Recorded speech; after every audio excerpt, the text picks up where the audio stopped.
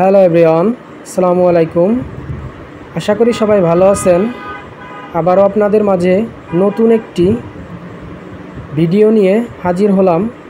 আপনারা দেখতে পাচ্ছেন সিডলিং ট্রেতে কোকোপিট দিয়ে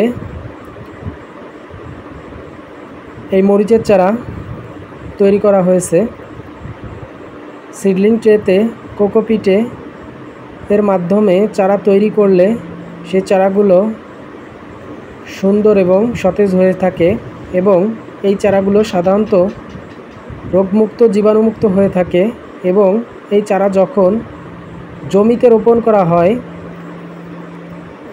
তখন চারাগুলো সাধারণত মারা যায় না এবং অধিক পরিমাণে ফলন দিতে সাহায্য করে।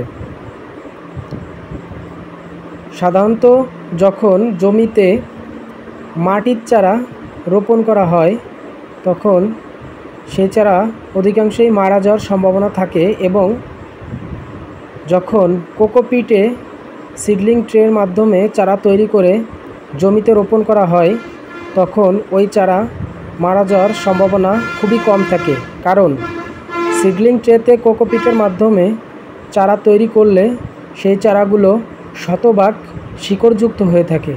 আর এই শতভাগ শিকড়যুক্ত চারা যখন জমিতে রোপণ করা হয় তখন ওই চারা মারা যাওয়ার সম্ভাবনা খুবই কম থাকে এবং শতভাগ শিকড়যুক্ত হওয়ার কারণে এই চারাগুলো যখন জমিতে রোপণ করা হয় এটি জমি হতে প্রচুর পরিমাণে খাদ্য গ্রহণ করে থাকে, তাই অধিক পরিমাণে এই চারা হতে ফলন পাওয়ার সম্ভাবনা থাকে।